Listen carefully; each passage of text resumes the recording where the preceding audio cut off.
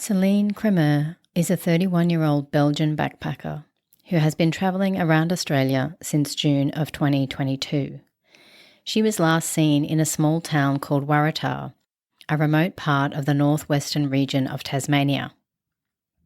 When her family weren't able to reach her and she wasn't responding to messages, they contacted police and the search for Celine began. Her car was found in the car park of a local walking track which leads to the stunning Philosopher Falls. Celine, however, was nowhere to be found.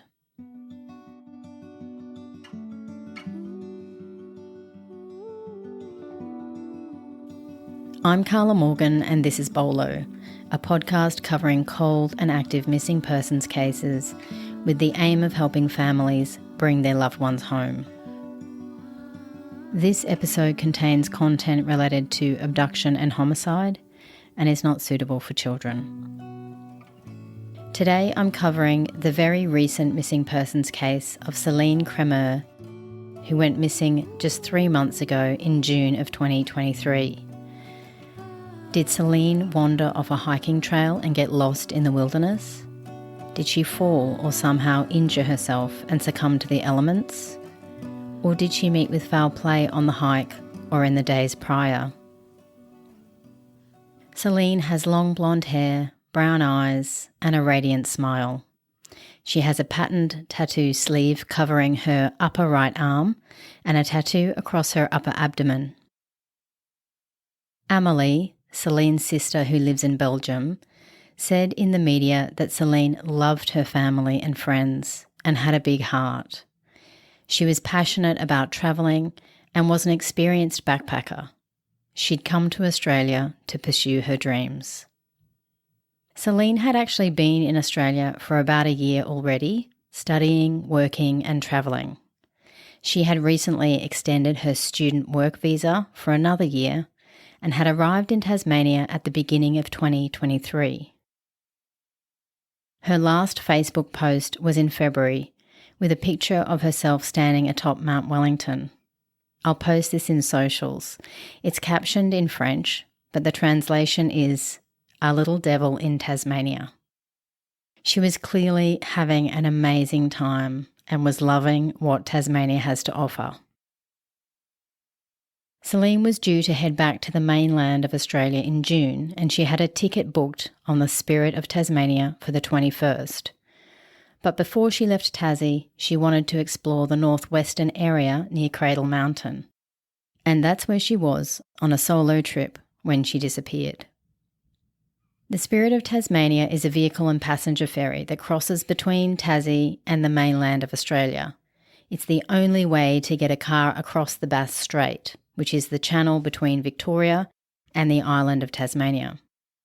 It's roughly a 10-hour trip, with the cost of a return ticket ranging anywhere from $600 to $1,000.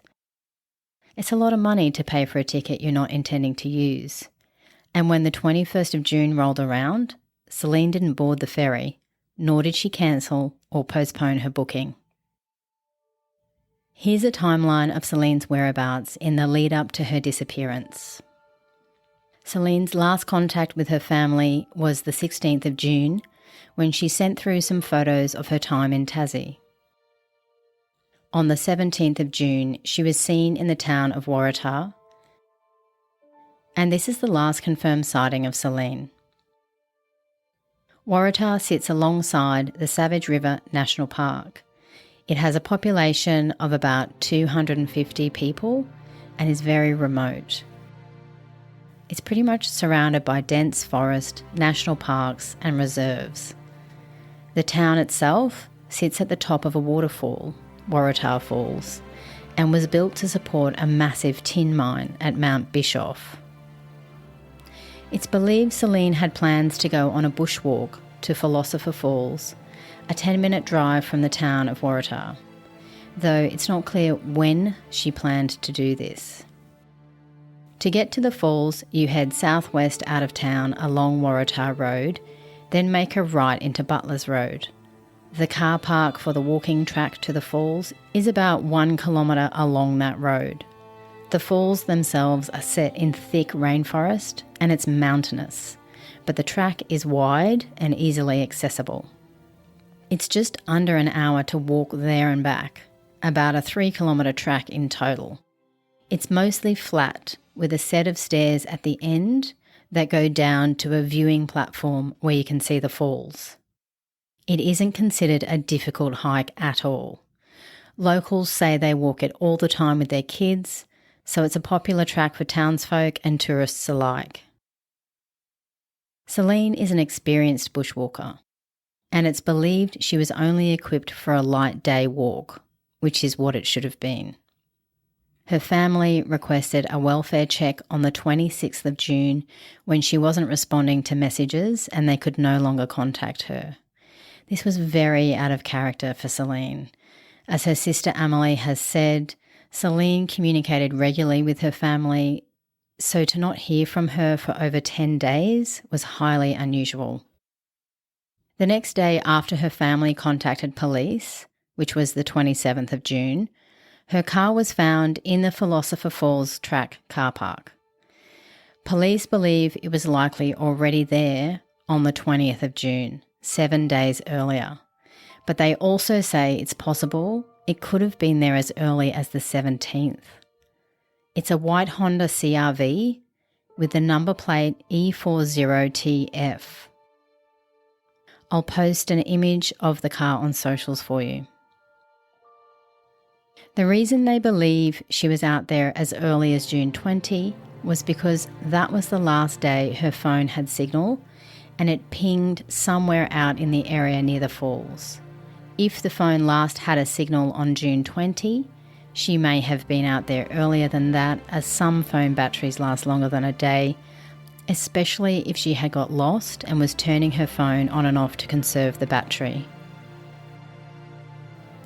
Because the case is so recent, we don't really have any more information or detail around this. I have many questions about Celine's mobile phone data, and I wonder how much information police actually have in regards to this. Some of my thoughts and questions are: what activity was on her phone from the days leading up to the 20th? Was her phone switched on and in range on those days? That would give a clearer indication on when she went out to the falls, as there is little to no reception out there. What activity was found on her phone on the 20th? Did it just ping off a tower, or did she attempt to send messages or use her phone in any other way? If she was lost, she may have attempted to send messages for help, but was unable to do so. 000 is our number for emergency services, but it doesn't work if your phone has no reception. Did her phone have any photos on it from the lead up to the 20th or from the walk itself?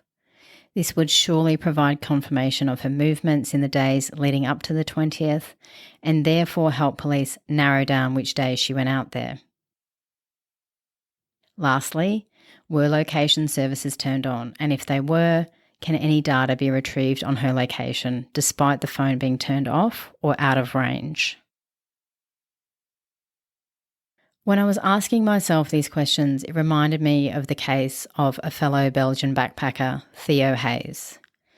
Theo disappeared from Byron Bay on the east coast of New South Wales in May of 2019.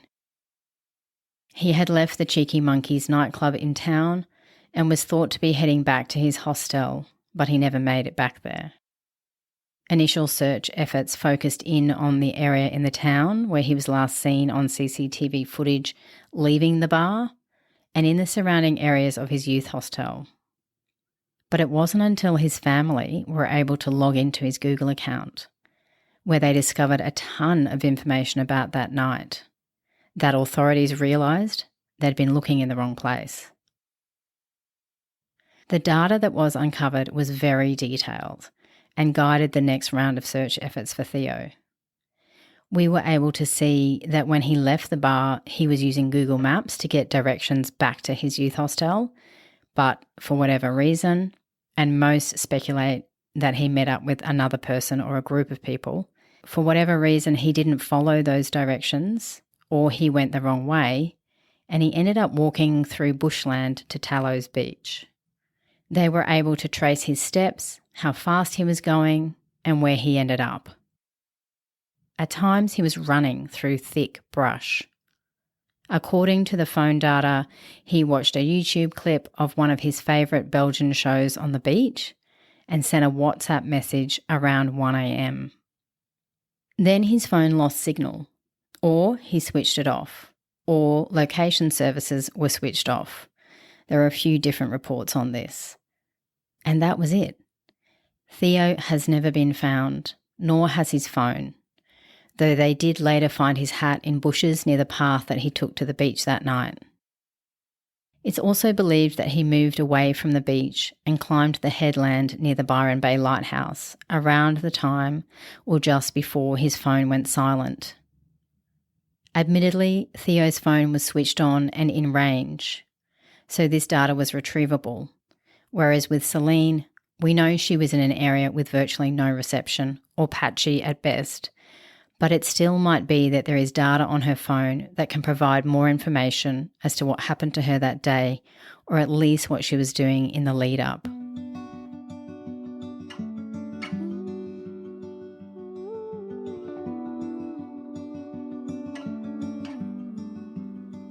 It's important to note that June through August is winter in Australia, and Tasmania, being our most southerly state, is exceptionally cold at this time.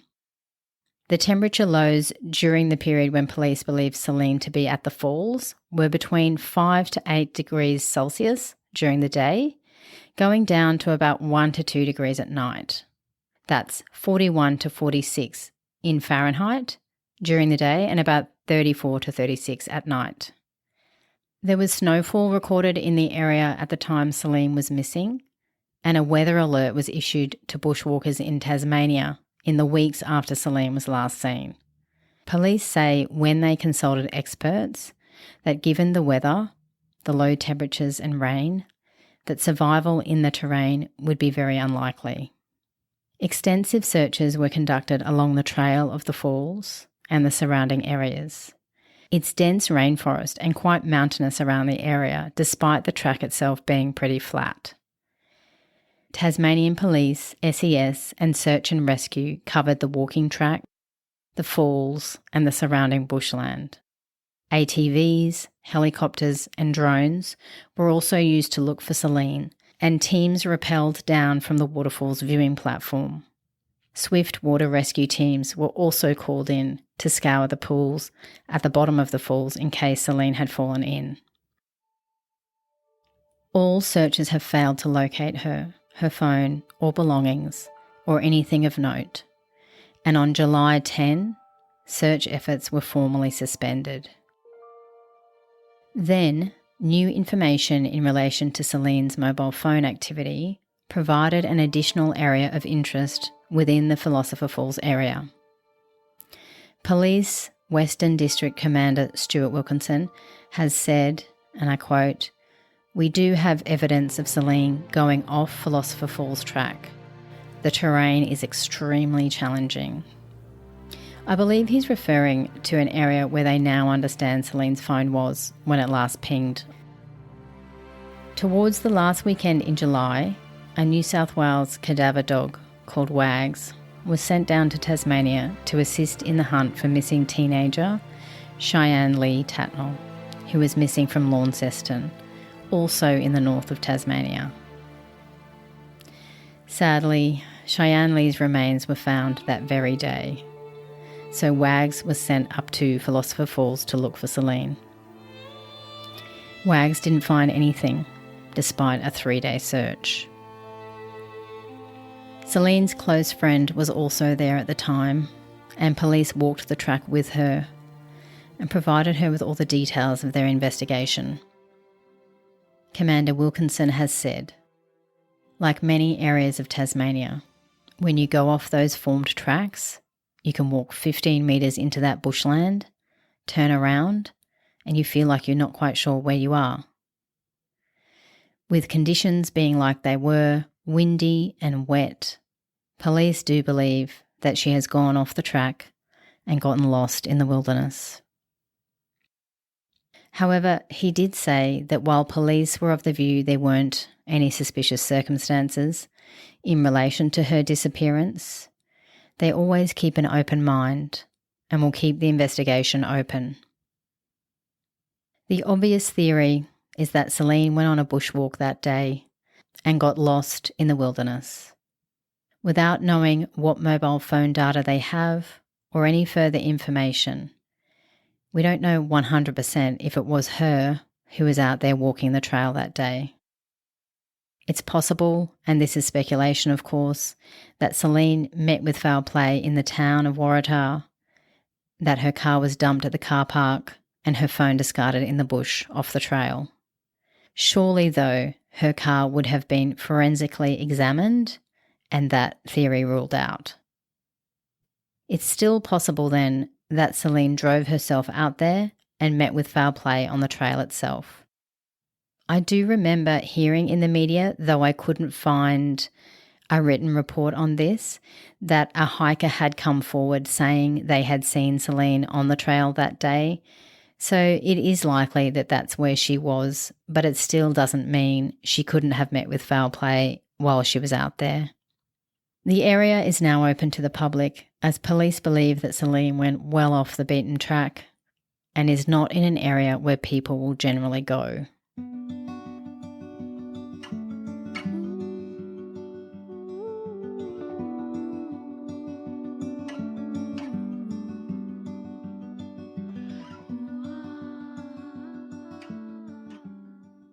I mentioned earlier in the episode missing teenager Cheyenne Lee Tatnall, whose remains have now been located. Cheyenne Lee was just 14 when she went missing in April of this year. She was last seen captured on camera footage walking along Henry Street near the North Esk River in Launceston at 8:30 p.m. She had left youth housing where she was staying and was walking to visit a friend, but she never made it. For those of you unfamiliar with Tasmania, Launceston is about a 2.5-hour drive east from Waratah, but still in the northern region of the state. Police searched the river and surrounding areas, and it might have seemed that they initially thought Cheyenne Lee was a runaway, as it wasn't until 3 months after her disappearance that there was mention of a potential criminal element.